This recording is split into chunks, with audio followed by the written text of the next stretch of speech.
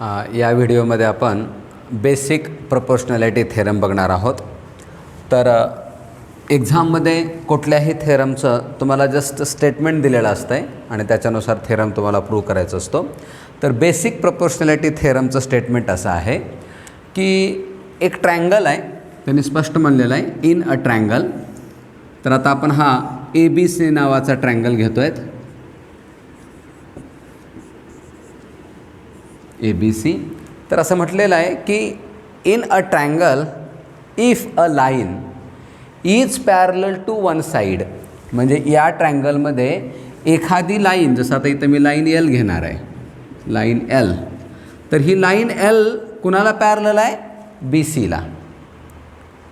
Then आता बघा, line L BCला parallel आहे आणि ही लाईन L इतर दोन बाजूंना दोन पॉईंटमध्ये इंटरसेक्ट करते. हा एक पॉईंट आणि हा एक पॉईंट. तर या दोन पॉईंटला मी नावं देईल P आणि Q.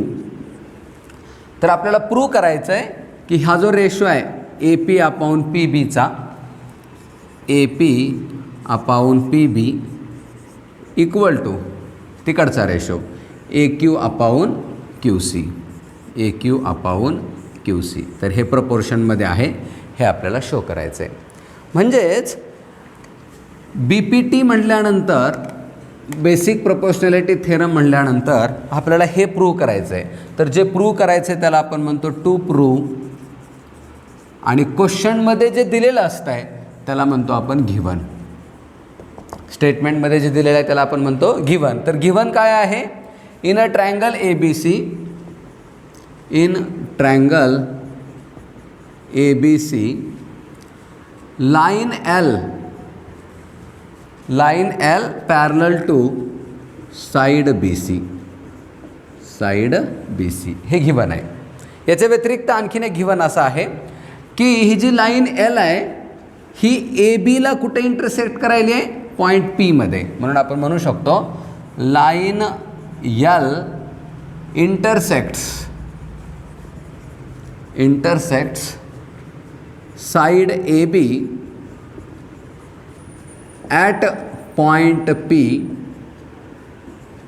and side AC, बघा, side AC at point Q, at point Q. तर हे झालं गिव्हन, हे आहे टू प्रूव्ह. तर बेसिक प्रोपोर्शनॅलिटी थेरममध्ये आपल्याला काय प्रूव्ह करायचं आहे? AP upon PB, AQ upon QC. मी पुन्हा बोलत आहे. कोणत्याही थेरममध्ये एखादी गोष्ट जर प्रूव्ह करायची असेल तर आपण फिगरमध्ये काही चेंजेस करतो आणि फिगरमध्ये केल्या जाणाऱ्या बदलांना कन्स्ट्रक्शन म्हणतात, कन्स्ट्रक्शन. तर या फिगरमध्ये आपण दोन कन्स्ट्रक्शन करणार आहोत. पहिला आहे ड्रॉ PC, आपण PC काढणार आहोत, आणि दुसरं एक आहे BQ. म्हणून कन्स्ट्रक्शनमध्ये आपण डायरेक्टली लिहिणार draw PC and BQ. Okay. तर व्हिडिओ स्टॉप करून तुम्ही गिव्हन, टू प्रूव्ह आणि कन्स्ट्रक्शन लिहून घ्यायचं आहे. आता प्रूव्ह काय करायचं आहे हे आपल्याला नेहमी डोक्यात ठेवावं लागेल. तर प्रूव्ह काय करायचं आहे? AP अपॉन PB मी बाजूला लिहून ठेवतो.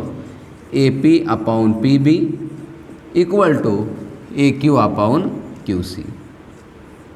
आणि मुलांनो, जे आपल्याला प्रूव्ह करायचं आहे ना, ते प्रूव्ह करण्यासाठी तुम्ही कशाचीही मदत घेऊ शकता. म्हणजे इतर काही थेरम जर ऑलरेडी तुम्ही प्रूव्ह केलेले असतील तर त्या थेरमची सुद्धा, किंवा इतर काही मॅथमॅटिकल ज्या कन्सेप्ट्स असतात त्यांचा वापर करून आपल्याला आता हे प्रूव्ह करायचं आहे. ओके. तर विशेष करून बेसिक प्रोपोर्शनॅलिटी थेरम प्रूव्ह करण्यासाठी आपल्याला याच्या अगोदर शिकलेला एक कन्सेप्ट आहे, तो म्हणजे ratio of areas of two triangles, areas of two triangles, ratio of areas of two triangles या कन्सेप्टचा आपल्याला वापर करायचा आहे. तर तुम्हाला सर्वांना माहिती आहे की कोणत्याही दोन ट्रायंगलच्या एरियाचा जर तुम्हाला रेशो काढायचा असेल तर तो रेशो बेस आणि हाईटवर अवलंबून असतो. B1 H1 B2 H2.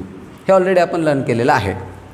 पण बऱ्याच वेळा काय होतं आहे, दिलेल्या दोन ट्रायंगलमध्ये दोन्ही ट्रायंगलच्या हाईट सारख्या असतात, हाईट सारख्या असतात. आणि मग जेव्हा हाईट सारख्या असतील तर त्यांचे जे एरियाचे रेशो आहेत ते कशावर अवलंबून असतील, बेसवर. कारण हाईट लिहायची गरजच नाही, हाईट दोन्ही सारख्या आहेत म्हणून कटून जातील. कधी कधी बेस सारखे असतात, मग बेस कटतात, हाईट राहतात. पण काही सिच्युएशनमध्ये असं असतं आहे की बेस पण सारखं असतात आणि हाईट पण सारखे असतात. समजा पहिल्या ट्रायंगलचा बेस आहे 8 आणि हाईट आहे 11. दुसऱ्या ट्रायंगलचा बेस आहे 8 आणि हाईट आहे 11. तर आता या स्थितीमध्ये मुलांनो 11 कट होईल, 8 कट होईल, म्हणजेच 1/1. तर दोन ट्रायंगलच्या एरियाचा रेशो काय आला, 1/1. तर रेशो 1/1 येतो आहे. कशाचा रेशो, एरियाचा. म्हणजेच त्या दोन ट्रायंगलचे जे एरिया आहेत ना ते सारखेच आहेत. कारण एरिया सारखे असल्याशिवाय रेशो कसे सारखे येतील. म्हणून मला हे तुम्हाला सांगायचं आहे की जेव्हा दोन ट्रायंगलचे बेस आणि हाईट सारखे असतात ना तेव्हा त्यांचे एरिया कसे असतात, सारखे असतात. एरिया सारखे असतात, एरिया सेम असतात. कधी एरिया सेम असतात, जर बेस अँड हाईट सेम असतील तर. हे लक्षात ठेवणं गरजेचं आहे. ठीक आहे. तर आता या कन्सेप्टचा वापर करून आपल्याला ते प्रूव्ह करायचं आहे. ओके. तर मुलांनो प्रूफ सुरुवात करताना मी या कन्सेप्टचा वापर करणार आहे, लक्षात घ्या. आता तर मी आता प्रूफ लिहितो इकडे, प्रूफ. तर दोन ट्रायंगल घ्यायचे आहेत मला. पहिला ट्रायंगल आहे मुलांनो ट्रायंगल PQB. फिगरमध्ये बघा कुठं येतो आता, ट्रायंगल PQB. आणि दुसरा ट्रायंगल आहे ट्रायंगल PQC. ठीक आहे. तर या दोन ट्रायंगलकडे थोडंसं लक्ष द्या. आता हे बघा PQB. मुलांनो या ट्रायंगलचा बेस आहे, ट्रायंगल कोणता मी परत एकदा ड्रॉ करतो, PQB. या ट्रायंगलचा बेस हे बघा हा आहे, PQ बेस आहे. आणि त्याची हाईट दाखवतो मी तुम्हाला, कारण हाईट इज ऑलवेज परपेंडिक्युलर. तर आपण हाईट व थोड्या वेळासाठी BM म्हणूयात, BM, कारण हे P तर पुढं आहे. थोड्या वेळासाठी आपण हाईटला काय म्हणतो आहे, BM म्हणतो आहे. ठीक आहे. तर बेस आहे PQ, हाईट आहे BM. आता दुसरा ट्रायंगल, दुसरा कोणता बघा, PQC. हो का, हा PQC. आता या ट्रायंगलचा बेस काय आहे बघा, PQ आहे बेस. पुन्हा एकदा म्हणजे बेस दोघांचा सारखा झाला. आणि आता या ट्रायंगलची हाईट सांगतो तुम्हाला, CN, कारण हाईट नेहमी परपेंडिक्युलर असते. तर हाईट बाहेर पण असू शकते. ऑप्टिव्ज अँगलर ट्रायंगलमध्ये हाईट नेहमी बाहेरच असते. तर CN हाईट आहे. तर बेस सारखेच सगळ्यांना पटलं आहे बघा ना. PQBचा बेस आहे PQ आणि PQCचा सुद्धा बेस आहे PQ. बेस सारखा झाला. तुम्हाला सांगू हाईट पण सारख्याच आहेत. हो का, BM आणि CN. तुम्ही म्हणाल कसं काय सारखं, का सारखं आहे, कारण लाईन L आणि BC एकमेकांना पॅरलल आहेत. आणि जर लाईन L आणि BC जर पॅरलल असतील तर दोन पॅरलल लाईनमध्ये तुम्ही कुठेही डिस्टन्स मोजा ना, ते सारखंच असतं आहे. म्हणून मला हे सांगायचं आहे की हे जे दोन ट्रायंगल आपण इथं लिहिलेत ना मुलांनो, ह्या दोघांचे बेस तर सारखेच आहेत PQ आणि दोघांचे हाईटसुद्धा सारखे आहेत. हाईट का सारखे आहेत, कारण ते दोन ट्रायंगल दोन पॅरलल लाईनच्या मध्ये लोकेटेड आहेत. म्हणून हाईट पण सारख्या, बेस पण सारख्या. त्या कारणानं आपण असं म्हणू शकतो का की या दोघांचे एरिया सारखे आहेत. म्हणून मी लिहितो इकडं आता, area of triangle PQB equal to area of triangle PQC. आणि याला मी लिहिणार आहे 1 नंबर, कारण ह्याचाच मला थेरम प्रूफमध्ये वापर करायचा आहे. पण हे मी का लिहिलं त्याचं कारण आता इथं वरती लिहिणार आहे मी. PQ किंवा सेगमेंट PQ म्हणतो, segment PQ is common base. Common base of, कुणाचा कॉमन बेस आहे? Of triangle P Q B and triangle P Q C. Common base आहे. आता हाईटच्या बाबतीत बोलू आपण. तर इथे बघा लाईन एल आणि लाईन बी सी कशा आहेत? एकमेकांना पॅरलल आहेत. Line L parallel B C, बरोबर. Therefore heights are same. Heights are same. लक्षात येत आहे? कारण ह्या दोन लाईन पॅरलल आहेत आणि हे दोन्ही ट्रायंगल त्या दोन पॅरलल लाईनच्या मध्येच आहेत, म्हणून दोघांच्या हाईट कशा झाल्या? सेम आहेत. ओके. तर हाईट सेम आहेत मुलांनो, बेस तर ऑलरेडी सारखे आहेत, म्हणून या दोघांचा एरिया कसा झाला? सेम झाला. याला मी देणार आहे इक्वेशन 1, ज्याचा मला आता पुढे वापर करायचा आहे. ओके. याच्यानंतर मी परत दोन ट्रायंगल घेणार आहे. कोणते दोन ट्रायंगल बघा. आता पहिला ट्रायंगल घेणार आहे मी इन ए पी क्यू. बघा, in triangle A P Q हा एक ट्रायंगल आहे ए पी क्यू, आणि याच्या जोडीला मी घेणार आहे and P Q B. P Q B. हां, ऑलरेडी इथं पी क्यू बी होता आपला, तोच पी क्यू बी परत घेतला आहे. ए पी क्यू म्हणजे हा वरचा, आणि त्याच्यासोबत हा पहिला घेतला, आणि मी परत थोड्या वेळानं काय करणार आहे? या वरच्याच्या सोबत हा दुसरा घेणार आहे. तर आता बघा, या दोन ट्रायंगलमध्ये, आता दोन ट्रायंगल कोणते मी परत दाखवतो आहे, ए पी क्यू आणि पी क्यू बी. मुलांनो, या दोन ट्रायंगलचे एरियाचा मला रेशो घ्यायचा आहे. तर area of triangle A P Q divided by area of triangle P Q B. तर दोन ट्रायंगलच्या एरियाचा रेशो हा त्यांच्या बेस आणि हाईटवर अवलंबून असतो. पण बेस काय घ्यायचं आणि हाईट काय घ्यायचं आपल्या मनावर आहे, है ना. बेस तर काय घ्यायचं आपल्या मनावरच आहे, हाईट त्याच्यावर डिपेंड आहे, कारण हाईट इज ऑलवेज परपेंडिक्युलर. तर आता मी काय करणार आहे, ए पी क्यू या ट्रायंगलचा बेस हा घेणार आहे ए पी, ठीक आहे, आणि खालच्याचा बेस पी क्यू बी. आता पी क्यू बीचा बेस घेणार आहे मी पी बी, ठीक आहे, इंटू हाईट. पण आता बघा, ए पी क्यू याची हाईट हो का ही येईल मुलांनो, परपेंडिक्युलर असली पाहिजे हाईट ही येईल, ठीक आहे. आणि पी क्यू बीची सुद्धा हाईट तीच येते, कारण हाईट शुड बी परपेंडिक्युलर. म्हणजे हा वरचा ट्रायंगल आणि खालचा या दोघांची हाईट कशी आहे? सेम हाईट आहे, हाईट सेम आहे. म्हणून इथं हाईट लिहायची गरज नाही, कारण हाईट कशी आहे? सेम आहे. हाईट लिहायची गरज नाही. का गरज नाही? कारण या दोघांच्या हाईट सारख्या आहेत. म्हणून इथं तुम्ही लिहू शकता ट्रायंगल्स हॅविंग सेम हाईट असं लिहू शकता, किंवा areas proportionate to bases.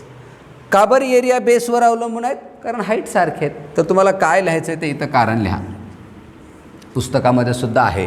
Areas proportionate to height लिहा, किंवा triangles areas proportionate to bases.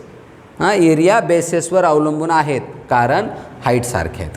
म्हणून इथं डायरेक्ट तुम्ही असं पण लिहू शकता ट्रायंगल्स हॅविंग सेम हाईट्स, ठीक आहे. आणि याला आपण देऊयात 2 नंबर, कारण ह्याचा पुढं आपल्याला वापर करायचा आहे, आणि पुढं कारण आहे. जसं ए पी क्यू आणि पी क्यू बी आपण ट्रायंगल घेतले ना, तसंच आणखीन एकदा मी घेणार आहे in triangle A P Q म्हणजे हा वरचाच परत एकदा, आणि सोबत पी क्यू बी नाही घ्यायचा, आता पी क्यू सी घ्यायचा and triangle P Q C. चला मुलांनो, परत या दोन ट्रायंगलच्या एरियाचा ratio, area of triangle APQ divided by area of triangle PQC equal to दोन ट्रायंगलच्या एरियाचा रेशो कशावर अवलंबून असतो? Base height. मग आता हा ट्रायंगल चालू आहे आपला आणि इकडचा हा ट्रायंगल. तर आता या दोघांचे बेसेस मी काय घेणार आहे बघा. याचा बेस मी घेणार आहे AQ. हो का, याचा बेस काय घेतला आपण? AQ. आणि याचा बेस घेणार आहे मी QC इंटू हाईट. आता हाईट बघा, या ट्रायंगलची हाईट सांगतो मी तुम्हाला, कारण बेस जर तुम्ही हा घेतला आहे बेस, तर हाईट आता इकडून चालू झाली पाहिजे. हो का, ही हाईट आहे आणि हाईट इज ऑलवेज परपेंडिक्युलर. हो का, ही हाईट आहे मुलांनो यावरच्या ट्रायंगलची.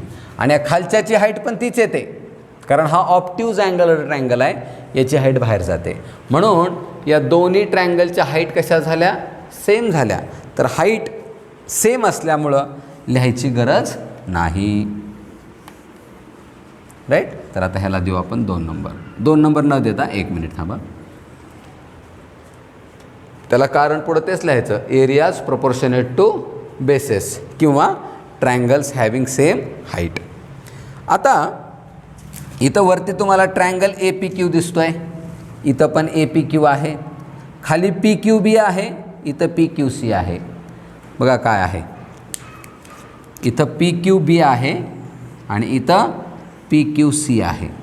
पण मुलांनो PQCचा एरिया आणि PQBचा एरिया सारखाच आहे. हो का, PQBचा एरिया आणि PQCचा एरिया. तर या स्टेटमेंटच्या पुढे हेच तुम्हाला परत लिहावं लागेल. आता इथं मला जागा नाही आहे, तर काय लिहायचं आहे पुढे आपल्याला? हेच सगळं लिहायचं. Area of triangle APQ upon area of triangle PQCच्या ऐवजी PQCच्या ऐवजीला काय लिहायचं? PQCच्या ऐवजी काय लिहायचं? PQB. म्हणजे हे पुढच्या स्टेटमेंटला लिहायचं आहे, तिथंच बदलू नका. PQB इक्वल टू आहे तसं. म्हणजे आपण सगळं तेच लिहिलं आहे, फक्त इथं C होतं या लाईनला, पुढच्या लाईनला आपण काय केलं? B लिहिलं. आणि हे का लिहिलं? त्याचं कारण आहे फ्रॉम 1. त्याचं कारण आहे फ्रॉम 1. कारण इक्वेशन 1मध्ये PQCला आपण PQBनं रिप्लेस करू शकतो. ठीक आहे. आणि याला मी देणार आहे 3 नंबर. हे लिहिलं फ्रॉम 1, पण ह्याला मी देतो आहे आता 3 नंबर. तर आता बघा मुलांनो, फ्रॉम 2 and 3, तर इक्वेशन 2 बघा, AP अपाऊन PB आणि इकडं AQ अपाऊन QC. हे सारखं आहे का? नाही, हे नाही सारखं. सारखं इकडं आहे. हो का, APQ PQB म्हणजे LHS कशा आहेत बघा. LHS दोघांच्या LHS कशा आहेत? सेम आहेत. आणि जेव्हा LHS सेम असतात तेव्हा RHS आपण सेम म्हणू शकतो. म्हणून इथं मी लिहिणार फ्रॉम 1 and 2. फ्रॉम 1 and 2 काय म्हणायचं? RHS म्हणजे AP upon PB equal to AQ upon QC. तर आता हे आपल्याला प्रूव्ह झालेलं आहे. पुस्तकामध्ये फक्त एवढंच केलेलं आहे की हा जो भाग आहे इथून पुढचा हे पूर्णच हे अगोदर दिलं आहे आणि त्याच्यानंतर पुढे हे लिहिलं आहे बट म्हणून. ठीक आहे. तर त्याला मी फक्त अगोदर लिहून 1 नंबर दिला आहे आणि त्याचा मी इथं वापर केलेला आहे. ठीक आहे. तर या पद्धतीनं BPT हा थेरम, बेसिक प्रोपोर्शनॅलिटी थेरम हा प्रूव्ह होतो.